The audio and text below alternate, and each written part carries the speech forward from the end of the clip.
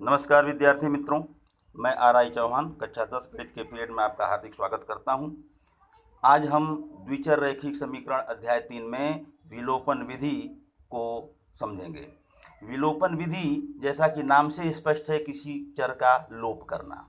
तो x अथवा y दोनों चरों में से किसी एक चर का लोप किया जाता है तो कभी कभी बिल्कुल सामान्य होता है, जैसे ऊपर x है नीचे 2x है तो समीकरण 1 में 2 से गुणा कर दिया। लेकिन कहीं कहीं थोड़ा अलग ढंग से आ जाता है, जैसा कि हमने एक एग्जाम्पल दिया है। ये उदाहरण अपने मन से हमने लिखा।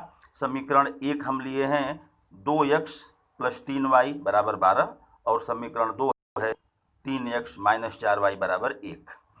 देखिए, समीकरण 1 में x के गुणक हैं 2 और y का गुणक 3, और समीकरण 2 में x का गुणक 3 और y का गुणक -4। दोनों में किसी को सीधे गुणा करके बराबर करना आसान नहीं लग रहा है। जैसे ऊपर 2x है और नीचे मान लो 4x होता तो समीकरण 1 में 2 से गुणा कर देते। ऊपर 6x है नीचे 3x है तो समीकरण 2 में 2 से गुणा कर देते। y का भी इसी तरह से, ऊपर 2y है नीचे 4y तो समीकरण 1 में 2 से गुणा कर लिया। लेकिन यहाँ पर हम देख रहे हैं ऊपर x के गुणकों में ऊपर 2 नहीं, y के गुणक में ऊपर 3 नीचे -4। तो यदि ऐसा ऐसा कहीं तो जो दोनों गुणक हैं, जैसे समीकरण 1 में जो 2x का गुणक है उसका समीकरण 2 में गुणा कर लेना, और समीकरण 2 में जो x का गुणक है उसका समीकरण 1 में कर लेना। अर्थात यहाँ पर हम क्या करेंगे, समीकरण 1 में जो समीकरण 2 में x का गुणक है 3 तो 3 से, तो समीकरण 1 में 3 से तथा समीकरण 2 में 2 से गुणा करने पर ये लिख लिया जाए। और आप चाहें तो समीकरण 1 जो है यहाँ पर गुणा करके 3 और यहाँ दूसरे में गुणा करके 2 भी लिख सकते हो समझने के लिए।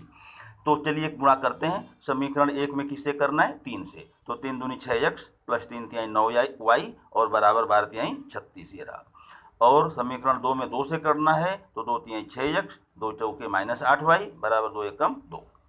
अब जब गुणक किसी का बराबर हो जाए तो बच्चों ध्यान दो, जब जो गुणक बराबर हो गया, जो चर का गुणक बराबर हो गया है तो ऊपर और नीचे दोनों में देखो, यदि दोनों में चिन्ह समान है तो यहाँ लिख देने का घटाने पर, और यदि दोनों में चिन्ह अलग अलग है तो उसको लिखेंगे जोड़ने पर।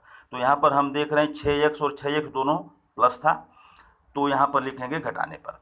और जब घटाने पर लिखो तो नीचे के अंकों के चिन्ह जो हैं वो बदल जाएंगे। जब जोड़ना हो तो कोई चिन्ह नहीं बदलता, लेकिन जहाँ घटाने पर लिखो वहाँ सभी अंकों के नीचे वालों के चिन्ह बदल दो।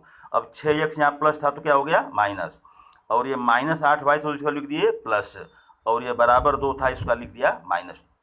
अब 6x और -6x कट गए, ऊपर 9x है नीचे भी +8y है तो 9y और 8y मिलके क्या हो गया 17y बराबर, ऊपर 36 है नीचे -2 हो गया, 36 में से 2 गया 34, तो 17y = 34, इसलिए y = 34/17। मतलब क्या मिला, y = 2। जब एक चर का मान मिल जाए तो उसको समीकरण 1 अथवा 2 किसी भी मूल समीकरण में उसका मान रख देना है। तो समीकरण 1 में हम रखते हैं y का मान समीकरण 1 में रखने पर, तो समीकरण 1 है 2x + 3y = 12, तो 2x + 3 और y के लिए क्या रख देंगे, जो 2 आया है वो, तो 2x + 3 ब्रैकेट में 2 = 12, तो 2x + 3 दूनी 6 = 12, 2x = 12 - 6 यानी कि 6, तो जब 2x = 6 इसलिए x = 6/2 मतलब 3, तो x बराबर मिला 3, y = 2, यानी समीकरण के हल लिखते हैं। समीकरण के हल x y = 3 और 2। ध्यान रखना, पहले x लिखा जाता है बाद में y। एक दूसरा भी देख लेते हैं जो आपके पाठ्यपुस्तक में का प्रश्न है, क्वेश्चन 1 का ये तीसरा प्रश्न है। 3x - 5y - 4 = 0 और 9x = 2y + 7। तो जब समीकरण इस तरह से हों तो उसको पहले एक समान ढंग से बनाना है। a1x + b1y और +c1 = 0, x + b2y + c2 = 0। लेकिन ध्यान रखो, विलोपन विधि करते समय दोनों चरों को एक तरफ और अचर को बराबर के दूसरी तरफ लिखा जाता है, तो उस ढंग से बना ले रहे हैं। 3x - 5y, ये -4 था तो बराबर करके 4 कर दिए बराबर। दूसरा में 2x = 2y, 2y को क्या करेंगे, पहले लाएंगे, तो ये जो है 9x - 2y और बराबर हो जाएगा 7। तो इसमें देखिए समीकरण 1 में x का गुणक 3 है और समीकरण 2 में 9।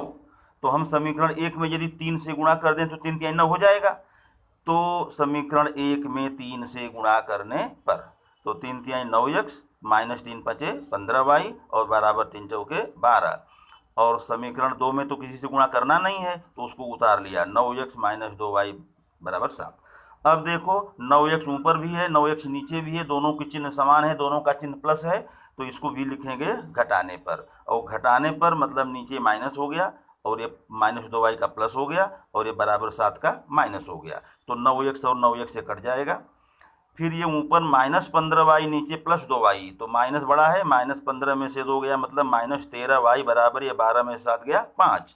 तो माइनस 13y बराबर 5, तो y बराबर करेंगे तो 5 के बटे माइनस 13 आएगा, यानी बीच में माइनस लगा दिया, माइनस 5 बटे 13। बराबर के पहले या बाद में कोई एक माइनस हो तो जो आंसर आएगा वो माइनस में आएगा, ये ध्यान रखना। अब समीकरण 1 में इस y का मान इधर रखते हैं। समीकरण 1 में ये y का मान रखा तो y की जगह क्या रखेंगे, माइनस 5 बटे 13। तो यह समीकरण है 3x माइनस 5y बराबर 4। तो 3x माइनस 5 और y के लिए कोष्टक में रखा माइनस 5 बटे 13 यह। और जब यह हर बटे में कोई अंक हो तो उसका गुणक ऊपर कट रहा हो तो काटो, और नहीं कट रहा है तो कोई बात नहीं, ये 3x और माइनस 5 में माइनस 5 का गुणा करेंगे तो प्लस 25 होगा। तो 3x प्लस 25 अब बटे 13 तो अपनी जगह पर है बराबर 4। अब यह 3x प्लस 25 बटे 13 बराबर 4 है, हर एक जगह कहीं भी हो तो उस हर का बाकी अंकों में गुणा कर देने का। तो 13 तिहाई 39x हो गया प्लस 25 का 25 अब बराबर 13 चौके 52। 39x बराबर 52, यह 25 उधर जाएगा तो माइनस 25 बराबर 27। तो x बराबर 27 बटे 39। काटेंगे तो दोस्तों आएगा 9 बटे 13। तो यहाँ पर आपका हल x बराबर 9 बटे 13 और y बराबर माइनस 5 बटे 13। तो समीकरण के हल हो गए x y बराबर 9 बटे 13 और माइनस 5 बटे 13। तो किस प्रकार किसी चर को हम समान करते हैं तो और विलोपन किया जाता है, ये आपको समझ में आ गया होगा। और आगे के प्रश्नों को आप हल करें और आगे की अपनी वीडियो देखने के लिए चैनल को सब्सक्राइब करें, लाइक करें और अपने दोस्तों में शेयर करें। धन्यवाद।